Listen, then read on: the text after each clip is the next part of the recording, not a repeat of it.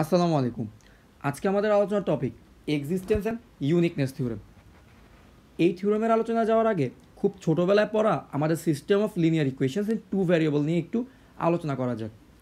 আমরা খুব ছোটোবেলায় পড়েছিলাম যদি আমাদের একটি সিস্টেম থাকে দুইটা লিনিয়ার ইকুয়েশনসের সমন্বয়, সেই সিস্টেমের সলিউশন এক্সিস্ট করতো না যদি আমরা এক্সের সহগের অনুপাত অর্থাৎ a1/a2 b1/b2 সমান হতো, কিন্তু ধ্রুবপদের অনুপাত সমান হতো না। এরকম যদি কেসটা থাকতো তখন আমরা বলতাম যে আমাদের সলিউশন এক্সিস্ট করবে না এই দুইটা লিনিয়ার ইকুয়েশনস থেকে, কারণ তখন আমাদের প্রত্যেকটি লিনিয়ার ইকুয়েশন যেই সরলরেখাকে রিপ্রেজেন্ট করে সেই সরলরেখা দুটা প্যারালাল হয়ে যেত। তারপরে যখন a1/a2 is not equal to b1/b2 হতো তখন আমরা বলতাম আমাদের সলিউশন হবে ইউনিক।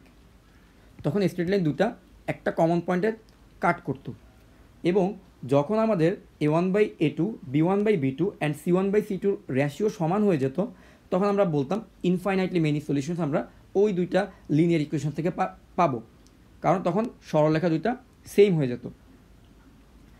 তো এই কেসগুলো কি ডিফারেন্সিয়াল ইকুয়েশনের সলিউশনের ক্ষেত্রেও কি অ্যাপ্লিকেবল কিনা আমরা সেটা একটু দেখব। ইনিশিয়াল কন্ডিশনের সাথে তিনটা ডিফারেন্সিয়াল ইকুয়েশন এখানে দেখতে পাচ্ছি। তো প্রত্যেকটা সলিউশন আমরা করার চেষ্টা করি। X y prime is equal to 1 y, এই ডিফারেন্সিয়াল ইকুয়েশনটাকে যদি আমরা সলভ করি আমরা পাবো ওয়াই ইজ ইকুয়াল টু এক্সি। তারপরে আমরা যদি ইনিশিয়াল কন্ডিশনটা অ্যাপ্লাই করি at x is equal to 0 y is equal to 1, সেটা অ্যাপ্লাই করলে আমরা পাবো 1 ইজ ইকুয়াল টু 0, যেটা একটা অ্যাবসার্ড জিনিস। তার মানে আমরা বুঝতে পারছি এই ইনিশিয়াল কন্ডিশনের জন্য এই ডিফারেন্সিয়াল ইকুয়েশনের কোনো সলিউশন নেই, অর্থাৎ নো সলিউশন। তারপরে আমরা যদি y prime is equal to 2x এই ডিফারেন্সিয়াল ইকুয়েশনটা নিয়ে চিন্তা করি এবং ইনিশিয়াল কন্ডিশন যেখানে হচ্ছে at x is equal to 0 y is equal to 1, আমরা সলভ করলে পাবো ডিফারেন্সিয়াল ইকুয়েশনের জেনারেল সলিউশন হচ্ছে y is equal to x square plus C. তারপরে যদি আমরা ইনিশিয়াল কন্ডিশন অ্যাপ্লাই করি আমরা সি এর ভ্যালু পাবো 1। তার মানে আমরা পার্টিকুলার একটা সলিউশন কিন্তু পেয়ে গিয়েছি y is equal to x square plus 1, এবং এই সলিউশনটা হচ্ছে ইউনিক একটা সলিউশন। তারপরে x y prime is equal to y minus 1, differential ইকুয়েশনটাকে যদি সলভ করি আমরা পাবো y minus 1 is equal to এক্সি। তারপরে সেখানে যদি আমরা আমাদের ইনিশিয়াল কন্ডিশন অ্যাপ্লাই করি আমরা পাবো 0 is equal to 0 into C, কিন্তু সি এর এমন কোনো ভ্যালু নেই যেই ভ্যালুর জন্য এটা স্যাটিসফাইড হবে না, অর্থাৎ সি এর প্রত্যেকটি ভ্যালুর জন্য এই ইকুয়েশনটি স্যাটিসফাইড হবে। তার মানে সি এর ভ্যালু হবে এখানে অসংখ্য। তাহলে অসংখ্য সি এর জন্য আমরা সলিউশনে পাবো কি ইনফাইনাইটলি মেনি। তার মানে আমরা বুঝতে পারলাম আমাদের ডিফারেন্সিয়াল ইকুয়েশনের সলিউশনটা নো সলিউশন হতে পারে, ইউনিক সলিউশন হতে পারে, ইনফাইনাইটলি মেনি সলিউশনসও হতে পারে।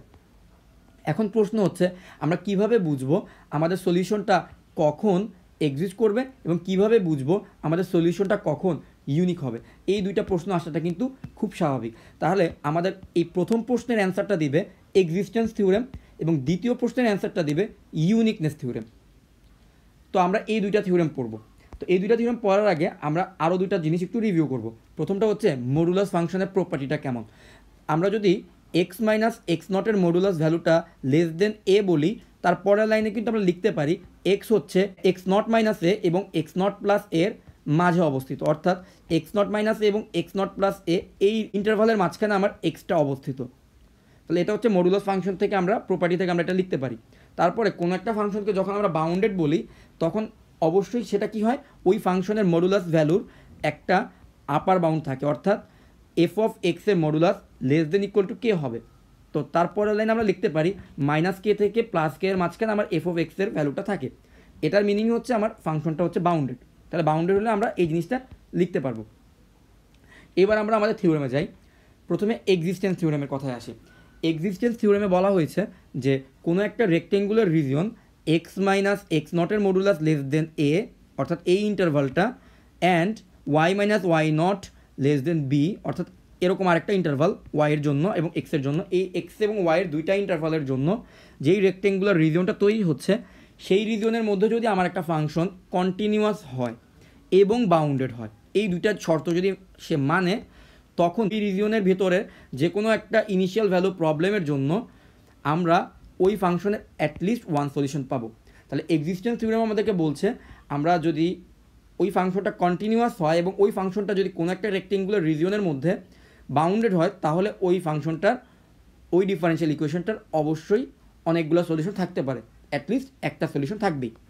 তার মানে এরকম একটা রেক্টেঙ্গুলার রিজিয়নের কথা আমাদের এখানে বলা হয়েছে যে এক্স নট ওয়াই নট যদি পয়েন্টটা হয় তাহলে x minus x not less than a দিয়ে এই ইন্টারভালটুকুকে বোঝাচ্ছে এবং y minus y not less than b এটা দিয়ে হচ্ছে ইন্টারভালটুকু বোঝাচ্ছে। তাহলে এই দুইটা ইন্টারভাল থেকে আমরা একটা রেক্ট্যাঙ্গেল পাচ্ছি।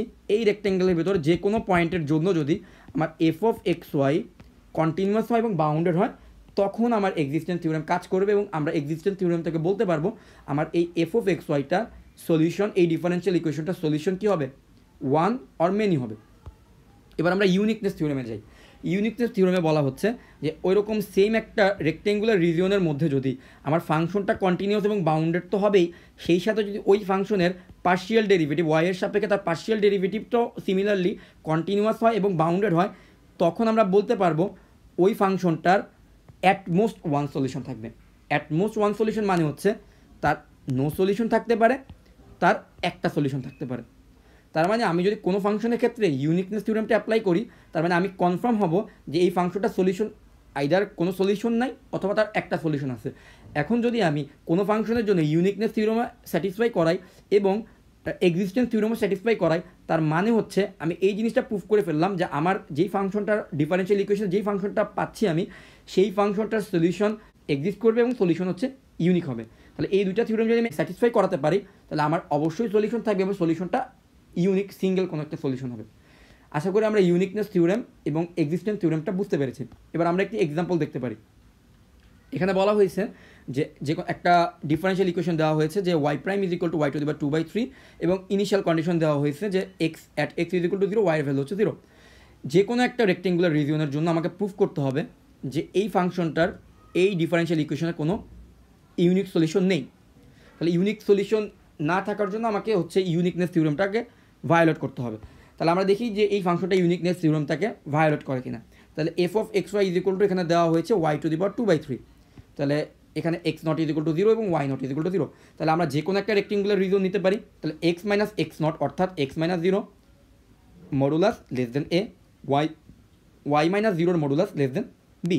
তারপরে আমরা যেহেতু আমাকে যে কোনো রেক্টেঙ্গুলার রিজিয়ন নিতে বলা হয়েছে, তাহলে আমরা এ আর বি এর মান 1 ধরে নিলাম। তাহলে আমরা modulus of X less than 1, modulus of Y less than 1।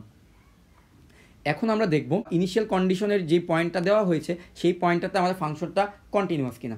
তো আমরা 0,0 পয়েন্টটা যদি আমরা এফ অফ এক্স ওয়াই এই ফাংশনের মধ্যে বসাই, তাহলে আমরা দেখতে পারবো আমার ফাংশনটা হচ্ছে কন্টিনিউয়াস 0,0 পয়েন্টে। এরপরে 0,0 পয়েন্টটা যদি আমরা এফ অফ এক্সের পার্শিয়াল ডেরিভেটিভ অর্থাৎ del F divided by del Y অর্থাৎ 2/3 1/y টু দি পাওয়ার 1/3 এটার ভিতরে বসাই, আমরা দেখব ফাংশনটার ভ্যালু আনডিফাইন্ড হয়ে যাচ্ছে এবং আমার ফাংশনটা কন্টিনিউয়াস হচ্ছে না, ডিসকন্টিনিউয়াস হয়ে যাচ্ছে 0,0 পয়েন্ট। এবং 0,0 হচ্ছে আমার সেই রেক্টেঙ্গুলার রিজিয়নের একটা পয়েন্ট। তার মানে ওই রেক্টেঙ্গুলার রিজিয়নের মধ্যে আমার এই ফাংশনটা পার্শিয়াল ডেরিভেটিভটা কন্টিনিউয়াস হচ্ছে না। তার মানে ইউনিকনেস থিওরেমটাকে ভায়োলেট করেছে। ইউনিকনেস থিওরেমটাকে ভায়োলেট করার কারণে আমি বলতে পারি এই ফাংশনটার এই রেক্টেঙ্গুলার রিজিয়নের মধ্যে কোনো ইউনিক সলিউশন নেই। আশা করি আমরা ইউনিকনেস থিওরেম এবং এক্সিস্টেন্স থিওরেম বুঝতে পেরেছি এবং এই থেকে যে প্রবলেমটা করলাম সেই প্রবলেমটা বুঝতে পেরেছি। আজকের ভিডিও তাহলে এ পর্যন্তই। পরবর্তী ভিডিও দেখার অনুরোধ থাকবে।